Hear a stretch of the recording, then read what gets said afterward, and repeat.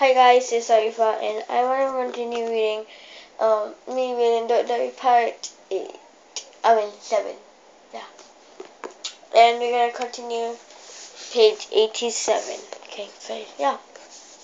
Hope you guys enjoy. Monday, September 26th.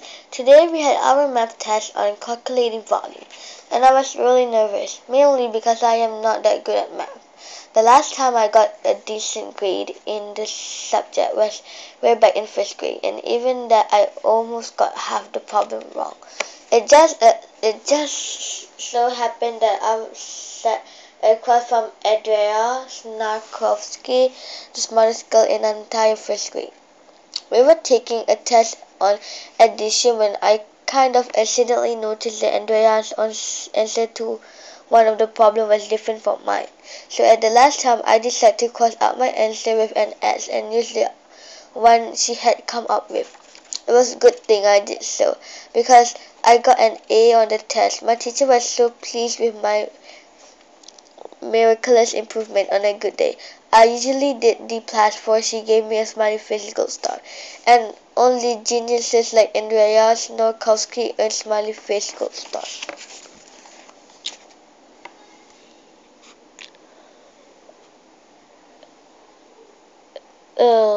Where is it? Yeah. Since I had morphed into a brilliant math scholar, I also won the Class Student of the Month award, and my picture appeared in our community newspaper. My mom and dad were so proud of me. They made 227 copies of newspaper and article mailed them out to every single one of my relatives all across the nation. I can only imagine how happy and excited they were for me when they opened their letters. Okay, so maybe some of my relatives didn't recognize me right away, but if they had, I'm pretty sure they would have been really proud. Anyway, my geometry test on calculating volume was really hard. I know I should have studied more, but since I spent the entire weekend sulking, it kind of cut into my study time. I pretty much just pray like crazy through the world test, sometimes even out loud. Please, please, please help me to pass this test. I'm really sorry about snoozing in church last Sunday, and it won't happen again. Also, can you tell me if the formula for the volume of a cylinder is mRTH or HRT? And when you calculate a sphere, do you multiply the... I guess a few people sitting near me must have overhead. I was too happy when that test was finally over, and I was putting my stuff into my backpack to go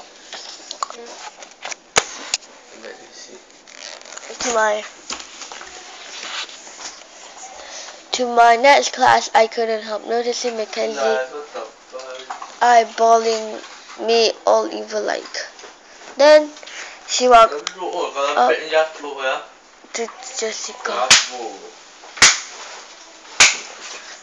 and said, "Today is the last day to enter the avant-garde art competition, and I have to take my entry form down to the office. I'll meet you at my locker, okay, hon?" Then Jessica stared at me and said, really aloud, "Meg, I just know you're going to win the first place. Your fashion illustrations are so, bootylicious." I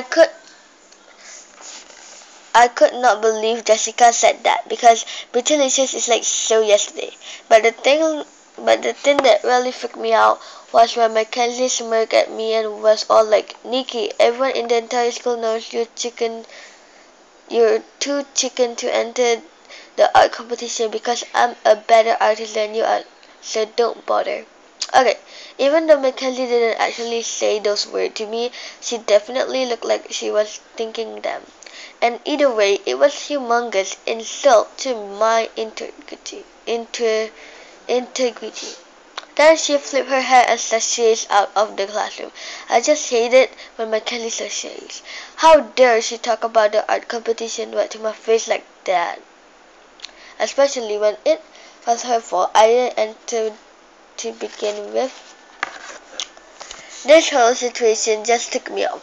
Suddenly, I just totally lost in it and scream at the top of my lungs. Mackenzie started this war and now I'm going to finish it. But I said it in my head so no one else heard it but me. Then I made a solemn promise to myself. I, Nikki J. Maxwell, being of sound mind and body and am officially entering the avant-garde art competition. I was going to show Mackenzie once and for all that I had mad art skills, and mine were way madder than her. So I got all of my stuff and marched right down to the office to fill out an entry form. Sure enough, Mackenzie was still there applying her 14 layer of lip gloss and bragging non-stop about her fashion illustration. And everyone thinks my original designs are so hot and I'm going to be rich and famous and move to Hollywood and blah blah blah blah blah blah blah. I was just casually chilling out behind a big plant right outside the office door, minding my own business when finally Mackenzie left. But it was not like I was spying on her or anything. I just didn't want to attract a lot of attention to myself or have Mackenzie think I was making a big deal out of the fact that I was entering the competition.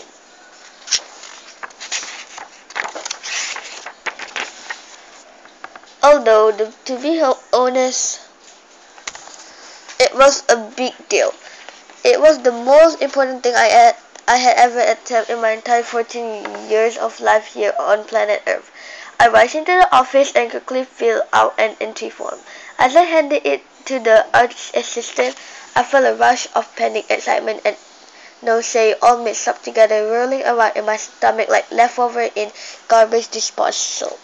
I walked out to the office and collapsed against the wall. My heart was pounding so hard I could hear it in my ears. I could hear it in my ears. I began to wonder if this whole thing was a big mistake. Then, out of the blue, I got really creepy feeling that someone was watching me even though the hall seemed empty. Suddenly, a leaf on the plant I had hid behind moved and I saw this eyes staring out at me. Then two eyes, very icy blue ones. Mackenzie, yes, the Mackenzie, was peeping out at me from behind that big potted plant near the office door. She was like so busted. Finally, Mackenzie climbed out of the plant and sashayed over to drinking fountain like she was thirsty or something. But it was very obvious to me that she was trying to use the water torture to force me to change my mind about entering the art competition.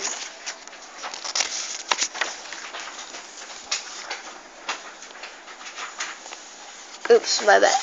Alright. Mackenzie tried to act all innocent and apologetic like the whole squirting me with water thing was just an accident. But I looked into her beady little eyes and could tell she absolutely meant to do it. I still could not get over the fact that I had actually caught her spying on me, which kind of made me angry because I don't follow her around spying on her and getting all up in her Kool-Aid, which by the way means business. Well, at least not that often. Today was like totally an exception, mainly because we were both turning in entries for the art competition at the same time, but the stoop so low to us to spy on me. That girl is one sick little puppy. Tuesday, September 17th. I can't believe I'm actually writing this while hiding in the janitor supply closet.